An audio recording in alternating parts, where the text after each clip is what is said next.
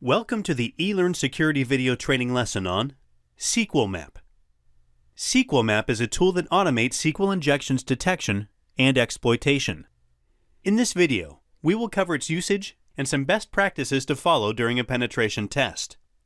As with every automatic tool, proper preliminary manual testing and right configuration tell a successful professional from an amateur. SQLmap is a command line utility, so to launch it, we need to open a terminal shell, type SQLmap, and then provide the options and commands we need it to run. Let's start with --help. The tool prints a long list of options and command switches. The fundamental ones are -u to tell SQLmap what is the target URL to test, --data to specify the content of an HTTP post request, and -p to tell the tool what is the vulnerable parameter of a request. If you need to get more information about what the tool can do, you can check the manual by opening the readme.pdf file. You can find it by opening the file manager at Places, Computer,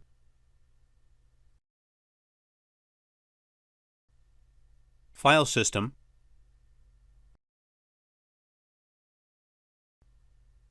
User, Share, SQLmap,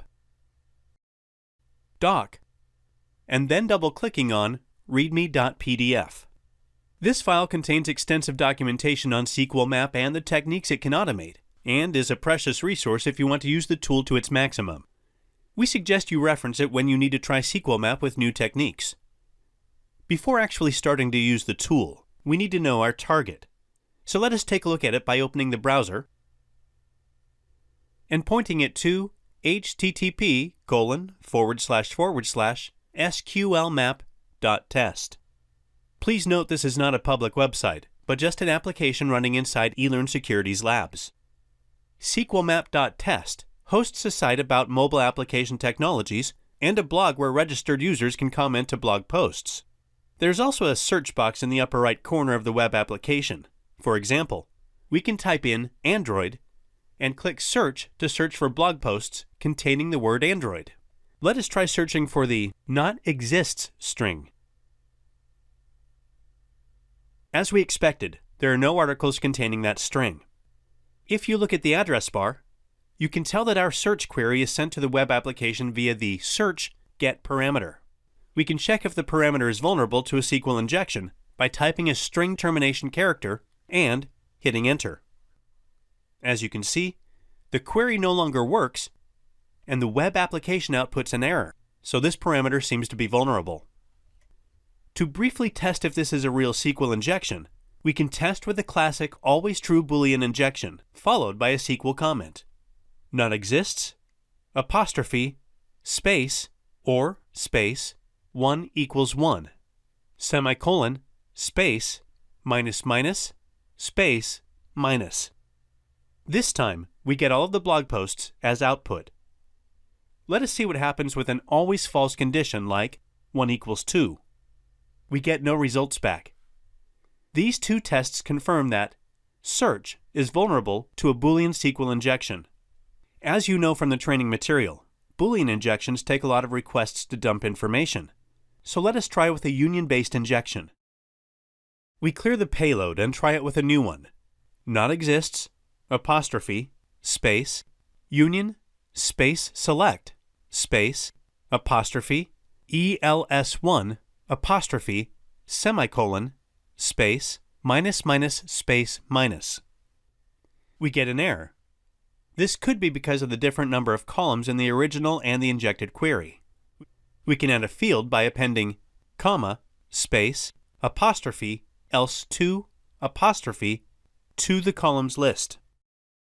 We get another error, so we keep incrementing the number of columns for the injected select.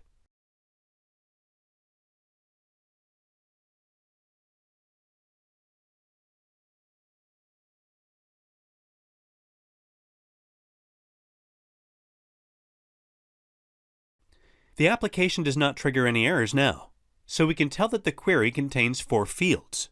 Moreover, we know that the search is vulnerable to union-based SQL injections, which are faster to exploit than Boolean-based ones. Let us switch to the terminal window to configure SQLmap in order to exploit this injection by typing SQLmap space -u, followed by the vulnerable URL.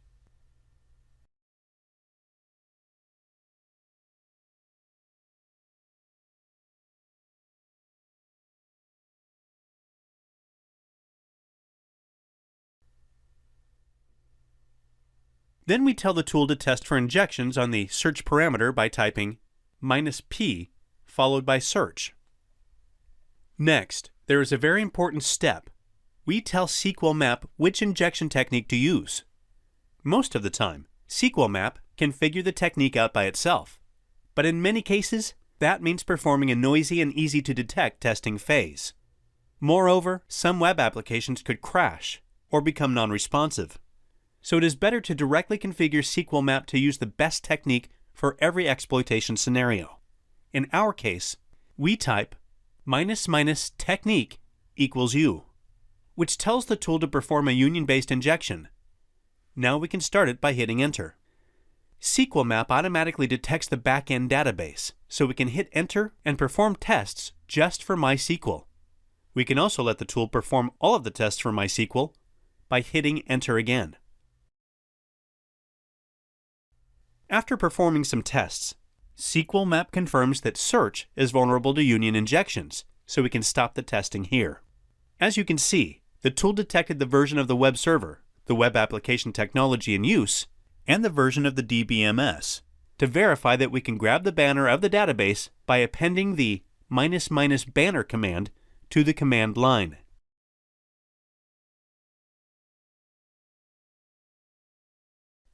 This time, we also want to see what payloads are used by SQLmap, so we also append -v3 to the command line and hit enter.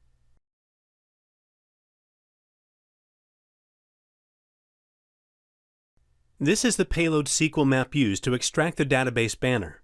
You can manually test it by copying it,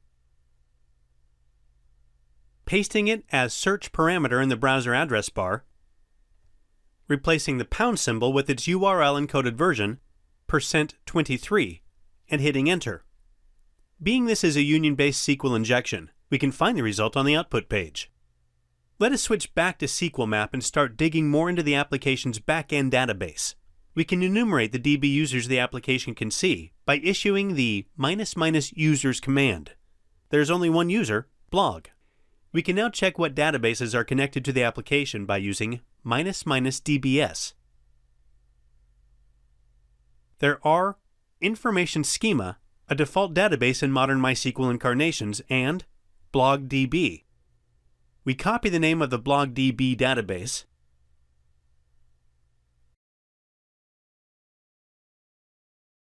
delete the --dbs command, and start enumerating the tables it contains by using -D, followed by the database name, and --tables. This lists the tables.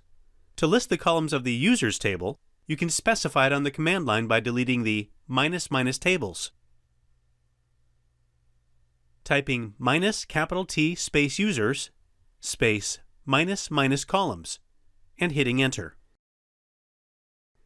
We want to dump the username and password columns, so we delete --columns and type -C space username, comma, space, password space, --dump, and hit enter. SQLmap displays the results as a table. Let's test them. We can try to log in as admin by copying the password and using it to log in on the blog.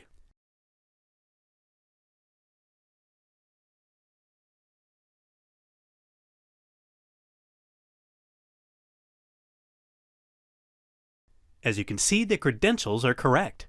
Please note that we used SQLmap to first find the data we wanted to dump, and then dumped it. Directly dumping the database content via SQL injections is not only very noisy, but it also could be too heavy for your client's infrastructure to process, especially on a large database. Get parameters are not the only way to perform a SQL injection. As you know, every user input must be tested during an engagement. For example, we can test the login form. The login form uses HTTP post messages, so we have to use an intercepting proxy to tamper with the data and test it. We start Burp Suite from the Kali menu.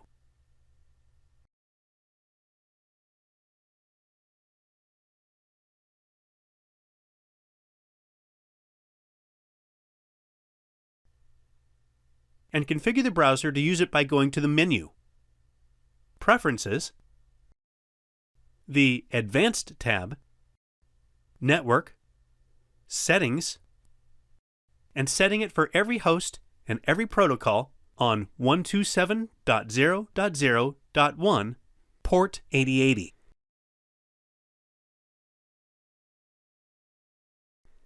We try to log in with some random chosen credentials. We use A and A in this example and click Login. Burp intercepts the request. Let us simply forward it by disabling the master interception and verify that these credentials are not valid. Let us re-enable Burp and try to log in again with the same credentials and intercept again the request with Burp Proxy. We need to test the login page multiple times, so we right-click on the request's body and click on Send to Repeater. If we switch to the Repeater tab, we can try to send the request as is and see how the web application behaves. The web application simply redirects us back to the login.php page. Let's try to inject something in the User Post parameter and click Go. User seems vulnerable.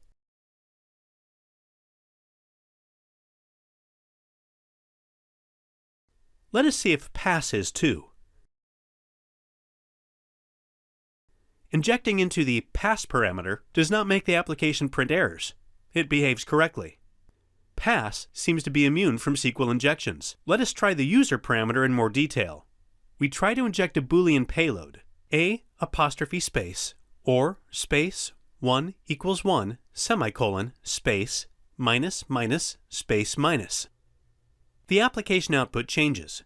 We have 3 new headers in the output: expires, cache control, and pragma. Let's try with a false payload. A' space or space 1 equals 2 semicolon space minus minus space minus. The output is different. We can verify that by using the Go Back and Go Forward buttons. Let us try with another always true condition.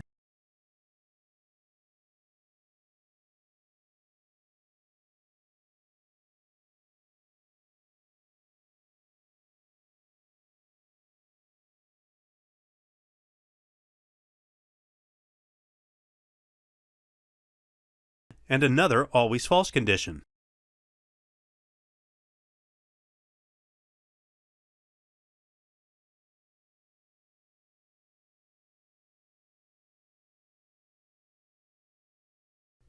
User is indeed a valid injection point, so we can move to SQLmap and exploit this vulnerability. The initial command line will be SQLmap space -u http //SQLmap.test/login.php space minus data equals apostrophe user equals A ampersand pass equals A apostrophe space -p user space minus technique equals capital B space minus banner. This tells SQLmap to perform a post request to login.php by sending user and pass parameters as post body. It will try to inject SQL commands inside the user parameter, using a Boolean technique to retrieve the database banner. Let us hit enter and tell SQLmap to not follow the redirection by typing N and hitting enter. We want to skip the test for other database management systems and perform all the tests. SQLmap figures that user is vulnerable. We want to make sure that the login page uses the same database used by the search function. So, we enumerate the databases by using the --dbs command.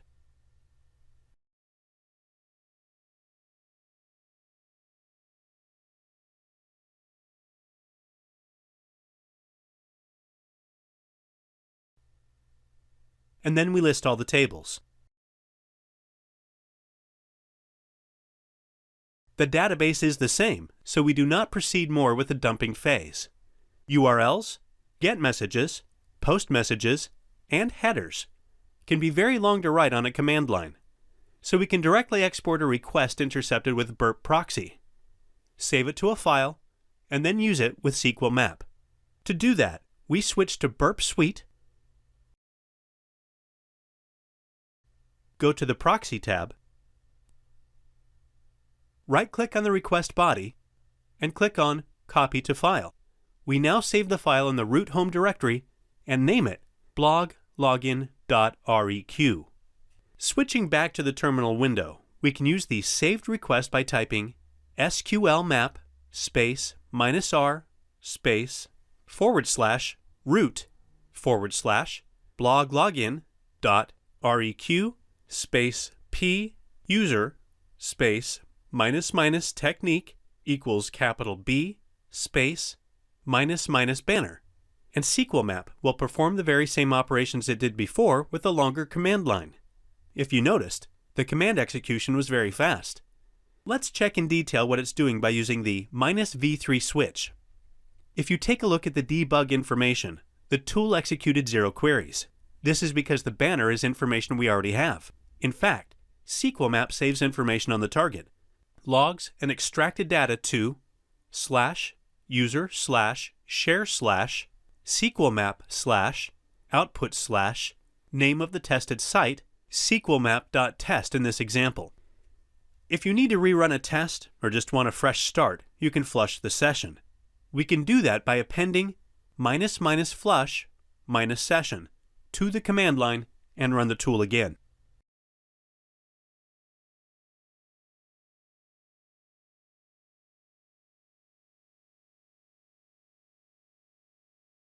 As you can see this time, SQLmap performed more than 100 queries to retrieve the banner. When performing tests during an engagement, try to stick to the methodology you saw today as much as you can. This will guarantee to you and to your client a well-done penetration test. And this concludes this video on SQLmap. Thanks very much for joining us.